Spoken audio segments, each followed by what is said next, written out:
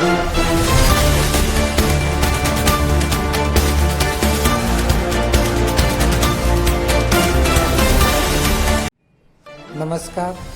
पेठ नगरपंचायत येथे सर्व पक्षीय वतीने कोहिनूर हिरा अजितदादा पवार यांना भावपूर्ण श्रद्धांजली देण्यात आली. महाराष्ट्र राज्याचे लाडके नेते अजितदादा पवार यांना पेठ तालुक्यातील सर्व पक्षीय राजकीय नेते व सामाजिक कार्यकर्ते जनतेच्या माध्यमातून पेठ येथे भावपूर्ण श्रद्धांजली देण्यात आली.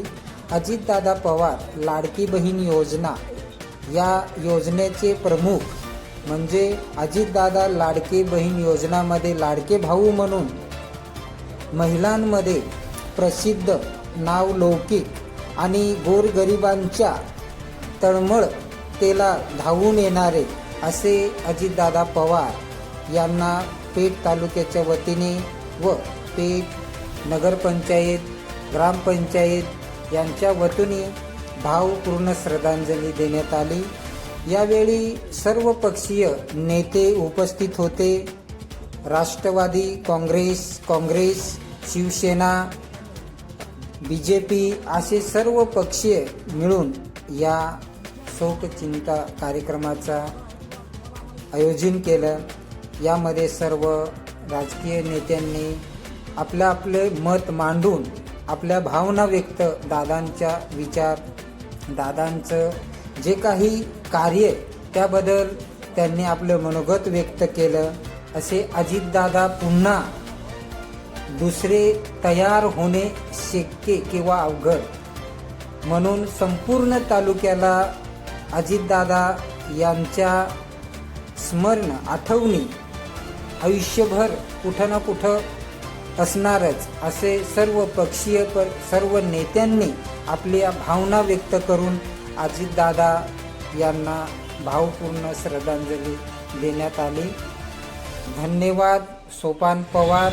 अजितदादांवर प्रेम करणारा सर्व पक्षीय नेते मंडळी, सर्व पक्षीय अध्यक्ष, सचिव, चेअरमन, सरपंच, उपस्थित सर्व व्यापारी मित्र, बंधू आणि भगिनींनो, जिल्हा परिषदची निवडणूकची धुमाळ चालू झालेली असताना पुणे जिल्हा परिषदची निवडणूक होती. बारामतीमध्ये अजितदादांचा जिल्हा परिषदच्या प्रचार दौरा होता.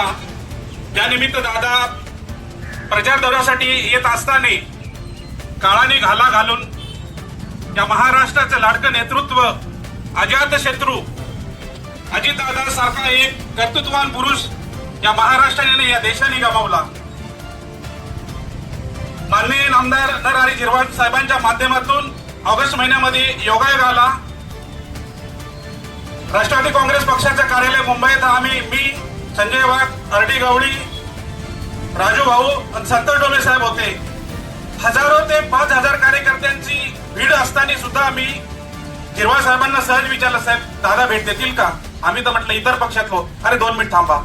नरहरी झिरवाळ साहेब गेले आणि सांगितलं, साहेब पेठ तालुक्याचं आमचं आदिवासी शिष्टमंडळ आलेलं आहे आणि तुम्हाला भेटायचं हे करतायत. दादानी 2च मिनिटात सगळ्या कार्यकर्त्यांना बाजूला ठेवलं आणि आम्हाला अँटी चेंबरला घेतला आणि विचारपूस केली. आजपर्यंत माझ्या राजकीय जीवनामध्ये एखाद्या एवढ्या मोठ्या नेत्यांनी कधीही विचारपूस केली नाही. कुटुंबाची विचारपूस केली. शेती आहे का, बागायत आहेत का, जिरायत आहे, अशा पद्धतीने आपुलकीने हातात घेऊन आमच्यासारख्या सर्वसामान्य गरीब कार्यकर्त्यांची सुद्धा दादाने विचारपूस केली. दादाने त्यावेळेला पक्ष नाही विचारलं, पण झिरवाळ साहेबांनी आवर्जून सांगितलं, साहेब शिवसेना तालुका प्रमुख आहे आपल्या पेठचा आणि महायुतीचा मंत्री असताना हे पेठ शहराला पाणी पाजण्याचं काम खऱ्या अर्थाने केलं असताना उद्धव साहेबांनंतर अजितदादांनी घर पाणी पाजले पेठ शहराला. ते नाकारता येणार नाही.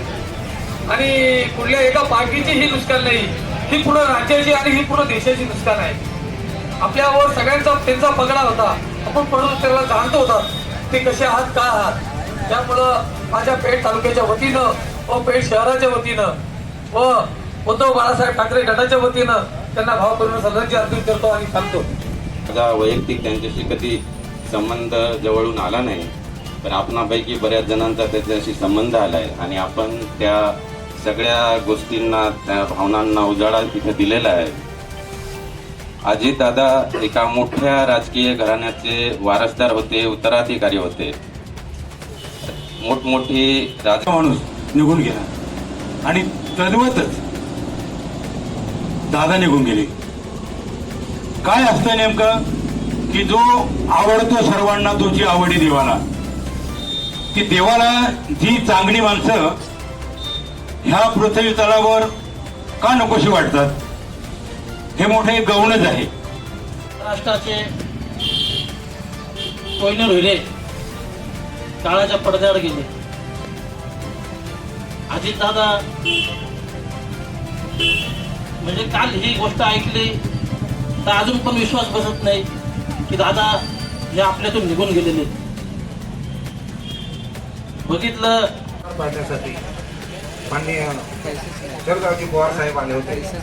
तर तिथं 36 आमदारांचे meeting त्यावेळेस arrange करायची तर पूर्ण जबाबदारी दादावर दिली होती.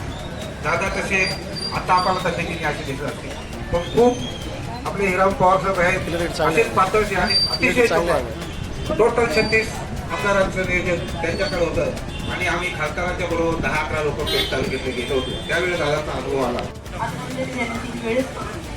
दादा आज तुमची आम्हाला खूप गरज होती आणि अशा हा काळा जो कालचा दिवस झाला हा आपल्या सर्वांसाठी खूप दुर्दैव आहे. आणि आमच्या लाडक्या बहिणीचा जो हक्काचा खांदा होता आज तो आमच्यापासून लांब गेलेला आहे. तरी मी माझ्या वतीने माझ्या परिवाराच्या वतीने पेठ नगरपंचायतच्या वतीने आणि तमाम पेठ शहरवासियांच्या वतीने आमच्या सर्व लाडक्या बहिणीच्या वतीने दादाला भावपूर्ण श्रद्धांजली वाटते.